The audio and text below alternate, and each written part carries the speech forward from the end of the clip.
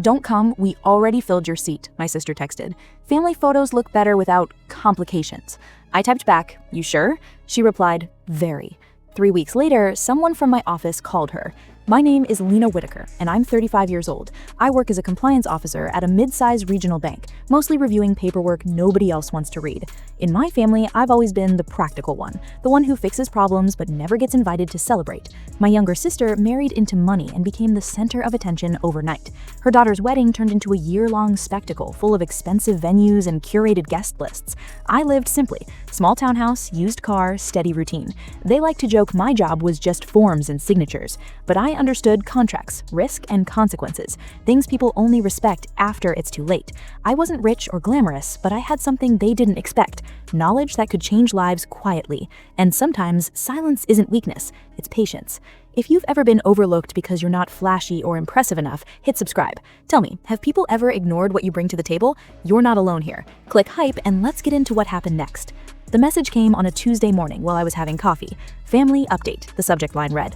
My sister had sent a formal note to the extended family explaining that space was limited at the wedding venues. She needed to streamline the guest experience and avoid any potential awkwardness. My name wasn't mentioned directly, but everyone understood. I'd been cut, erased from the celebration like I'd never mattered at all. The email was polite, almost apologetic in tone, but the message was clear. There wasn't room for me in their perfect day. I read it 3 times, feeling something cold settle in my stomach. Not anger exactly, something quieter, something that felt like resignation mixed with a familiar ache I'd carried for years. At a small family dinner 2 weeks before the wedding, I sat at the edge of the table while they passed around seating charts. The smell of roasted chicken filled the dining room, but I barely touched my plate. My mother pointed to names, tracing her finger along the carefully drawn diagrams. My aunt nodded along, making suggestions about which cousins should sit together. My sister smiled as she described the head table arrangements, her voice bright with excitement. She talked about the flower centerpieces, the custom menus, the string quartet they'd hired. Not once did anyone look my way. I was there, physically present, but invisible, a ghost at my own family's table. Then, my brother-in-law leaned back in his chair, grinning. His tie was loosened, his face flushed from the wine he'd been drinking. "Banks don't trust people like you with real decisions, right, Lena? You just file the forms other people create." He laughed, looking around the table for validation. The room erupted in polite laughter. My uncle chuckled. My aunt covered her smile with her napkin. My mother said nothing, just looked down at her plate. My niece stared down at hers too, her cheeks pink with secondhand embarrassment. I stayed quiet, sipping water, letting the moment pass over me like I'd learned to do. Don't react. Don't give them the satisfaction. Just breathe and wait for it to end. But something else had caught my attention during that dinner. While they were busy mocking my career, my sister mentioned they were refinancing their business loan. "We're going through your bank, actually," she said casually, reaching for the breadbasket. "Expanding to a second location. The paperwork's already in." She smiled at her husband. "We should have approval within a few weeks. Then we can really get things moving." She didn't realize what department handled compliance reviews. She didn't know those files would cross my desk. She didn't understand that the boring job she dismissed, the paperwork she thought was meaningless, gave me access to information that could change lives quietly. And sometimes silence isn't weakness, it's patience. The exclusion didn't stop at the wedding. First, they removed me from the family group chat. No explanation, just gone. I noticed when my phone stopped lighting up with their endless debates about flower arrangements and cake flavors. For weeks, that chat had been non-stop. Photos of dress options, arguments about whether the bridesmaids should wear blush pink or champagne, complaints about the caterer. I'd muted it most of the time, but it had still been there, a reminder that I was part of something. Then, one afternoon, I opened the app and it was just gone, deleted, like I'd never been included in the first place. I sat on my couch staring at the empty screen, feeling something crack inside my chest. Then, my sister called me on a Friday afternoon asking for free financial advice. Her voice was warm, friendly even, like nothing had happened, like she hadn't just erased me from the most important family event in years. She wanted to know about tax strategies for their business expansion, questions about depreciation schedules, write-offs for equipment, the best way to structure their LLC to minimize liability. I answered her questions professionally, clearly, the way I always did. I gave her good advice, because that's what I do. I'm helpful, I'm reliable, I'm the one people turn to when they need something. And for a moment, I let myself hope. Maybe this was her way of reaching out. Maybe she regretted the exclusion. Maybe if I was useful enough, kind enough, patient enough, she'd change her mind. At the end of the call, I asked if she'd reconsidered my attendance. There was a long pause. I could hear her breathing on the other end of the line. "Lena, let's keep work and family separate," she said finally. Her voice had gone cold, professional, like she was talking to a stranger. Then she hung up. I sat there, holding my phone, staring at the wall of my small living room. The afternoon light was fading, shadows stretched across the floor. I felt stupid, used, like I should have known better than to expect anything different. The final betrayal came at a community gathering a week before the wedding. It was one of those neighborhood events where everyone brings a dish and pretends to enjoy small talk. I'd brought pasta salad and was standing near the refreshment table when I heard my sister's voice. She was talking to Mrs. Chen and the Johnsons, neighbors who'd known our family for years. "Lena's just too jealous to be happy for us," she said, loud enough for me to hear. I know she meant for me to hear. Some people can't handle other people's success. It's sad, really. I tried to include her, but she just gets so bitter. Mrs. Chen made a sympathetic noise. The Johnsons nodded knowingly. I felt my chest tighten, felt heat rise to my face. My hands started shaking. I wanted to turn around and confront her. I wanted to ask her how she could lie so easily, how she could twist everything to make herself the victim. But I didn't. I just set down my plate, walked to my car, and drove home. My vision was blurry. I realized I was crying. When had I started crying? I pulled over in a parking lot and just sat there, gripping the steering wheel, trying to breathe, trying to understand why my own sister hated me so much. That night, I went home and opened my work laptop. The files had already been assigned to my department as part of standard procedure. When a loan application comes in, it goes through multiple levels of review: credit analysis, risk assessment, and compliance verification. That's where I come in. I'm the person who makes sure everything is legitimate, that the numbers add up, that people aren't lying or manipulating documents to get money they don't deserve. It's not glamorous work. It's detail-oriented and tedious, but it matters. I reviewed the files carefully, legally, the way I'd been trained. Income statements didn't match tax filings. The revenue they'd reported to us was significantly higher than what they'd reported to the IRS. Revenue projections looked inflated based on assumptions that didn't hold up under scrutiny. Dates on documents were inconsistent. One form showed a signature from March, but the notary stamp was from February. Another document referenced earnings from a quarter that hadn't ended yet. I started taking notes, keeping everything professional, flagging items that required further review. This wasn't personal. This was my job. This was what I did every single day for dozens of applications. Most of them were fine. Some had minor errors that could be corrected, and some, like this one, had serious problems that couldn't be ignored. What they didn't know is compliance officers don't ignore red flags. We can't. If we see something wrong and don't report it, we're liable. We can lose our jobs, our licenses, even face legal consequences. I went back through past filings that were already in my queue, documents submitted months earlier when they'd first applied for the original loan. The patterns became clearer the more I looked. Altered income statements that overstated earnings by nearly 40%, mismatched tax records that didn't align with what they'd reported to the IRS, signatures on forms that seemed inconsistent, like they'd been signed at different times and then backdated. I wasn't digging for dirt. I was doing exactly what I was hired to do: protect the institution from fraud and risk. I kept professional boundaries, never stepping outside my assigned responsibilities. I didn't access files I wasn't supposed to. I didn't share information with anyone outside the proper channels. But I also prepared the required reporting procedures, documenting everything in the system the way protocol demanded. Every discrepancy, every inconsistency, every red flag. I built the case methodically, the same way I would for any other application, because that's what fairness looks like: treating everyone the same, regardless of who they are or what they mean to you. I didn't plan revenge. I followed rules, and the rules had teeth. The bank's investigation process doesn't move fast, but it moves with certainty. Once compliance flags an account, the gears start turning, quietly, inevitably. Forms get routed to senior officers, auditors get assigned, legal reviews the findings. It's a machine, and once it starts, it doesn't stop until it reaches a conclusion. I submitted my initial report on a Wednesday afternoon and then went home. I made dinner, I watched TV, I tried not to think about what would happen next. But I knew exactly what would happen. I'd seen it dozens of times before. My mentor, Caroline, had trained me when I first started at the bank 7 years ago.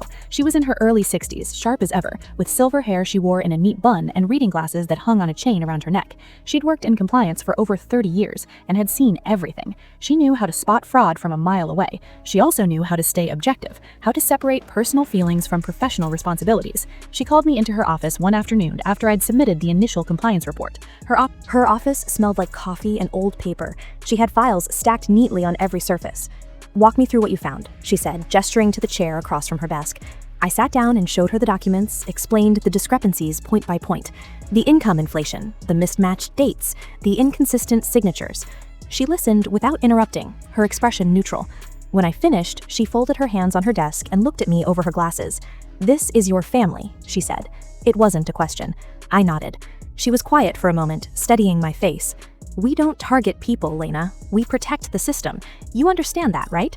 I nodded again. Good. Then let's make sure this review is thorough and fair. No shortcuts, no assumptions. We verify everything. If there's an explanation for these discrepancies, we find it. If there isn't, we proceed according to protocol. Agreed? I felt something loosen in my chest. Agreed. Meanwhile, the wedding happened without me. I saw the photos online. My sister glowing in her dress, my niece radiant in white, everyone smiling in perfectly coordinated outfits. The venue was beautiful, a historic mansion with gardens and fountains, the kind of place that costs more for one day than I make in 6 months. They posted about the food, the speeches, the first dance. My mother was in several photos, beaming, my aunt and uncle too. Everyone looked so happy, so complete, like nothing was missing, like I'd never mattered at all. 2 weeks later, they announced the business expansion on social media. New location confirmed, grand opening planned for early fall. The post had hundreds of likes and comments. Congratulations poured in. People praised their success, their vision, their hard work. My sister responded to every comment, thanking people, sharing details about the new space. They were riding high, confident that everything was falling into place. They assumed I'd stayed quiet because I was ashamed, because I knew my place, because I'd accepted that I wasn't good enough to be part of their world. The bank audit process had already begun, but they had no idea.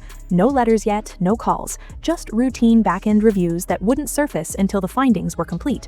Caroline assigned 2 additional auditors to verify my work. They went through everything independently, checking my conclusions. They found the same problems I did. More, actually, things I'd missed. The deeper they dug, the worse it looked. This wasn't just carelessness or sloppy bookkeeping. This was intentional misrepresentation, fraud. The call came on a Thursday morning. My sister's phone rang while she was at the new business location overseeing renovations. She told me later, months afterward, during our one brief conversation, that she'd been excited when she saw it was the bank. She thought it was about the expanded credit line they'd applied for, additional funding to finish the renovations and hire staff. They'd requested another $100,000, confident it would be approved based on their projected growth. She answered cheerfully, already planning how they'd spend the money. It was the bank's loan department requesting she and her husband attend a formal review meeting. The voice on the phone was polite but firm. Monday afternoon, 2 o'clock. Both of them needed to be present. Bring all original documentation related to their current loan and expansion application. She asked what it was about. The voice said it was standard procedure for larger credit line requests. Nothing to worry about, just a formality. She hung up feeling slightly uneasy, but still confident. They had nothing to hide. Their business was doing well. The numbers spoke for themselves. They showed up on Monday afternoon dressed professionally, carrying folders of additional financial projections. My brother-in-law wore his best suit. My sister had her hair done. They were confident. My brother-in-law even joked with the receptionist about how quickly they were growing, how they'd probably need even more funding next year. The receptionist smiled politely and told them to have a seat. They waited in the lobby for 10 minutes, reviewing their notes, making sure they were prepared to answer questions. Then they were led down a hallway to a conference room. Caroline sat at the head of the table with 2 other senior officers. I was present as the reviewing compliance officer, seated to the side with my laptop and files. My sister's face went pale when she saw me, actually pale. The color drained from her cheeks. Her mouth opened slightly. She looked at her husband, then back at me, then at Caroline. "What is this?" she asked. Her voice was tight, scared. Caroline spoke calmly, her tone professional and measured. "We've identified several discrepancies in your submitted loan documentation, inconsistent income reporting, altered tax statements, and projected revenues that don't align with verified records." She slid printed copies across the table, page after page of highlighted discrepancies, side-by-side comparisons of what they'd told us versus what they'd told the IRS, documents with circled dates and signatures. My brother-in-law flipped through the pages, his confidence draining with each one he turned. His hands started shaking. "This is a mistake. We can explain. Our accountant must have made errors. We'll get corrected documents. This is just a misunderstanding.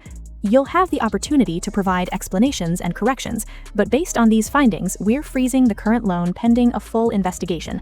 No further draws will be permitted.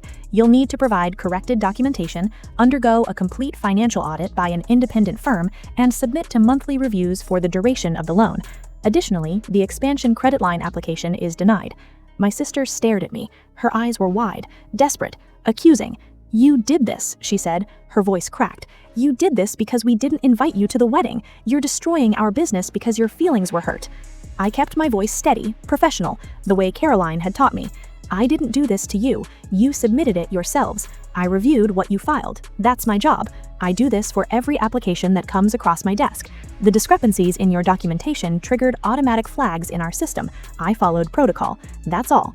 Her hands shook as she gripped the edge of the table. You knew this whole time, and you said nothing. You sat there at family dinners and you knew you were going to do this to us." "I said nothing because I'm required to remain impartial during active reviews. I can't discuss ongoing investigations with anyone, including the subjects of those investigations. That's bank policy. It's also federal law. This isn't personal, it's protocol." My brother-in-law's face had gone red.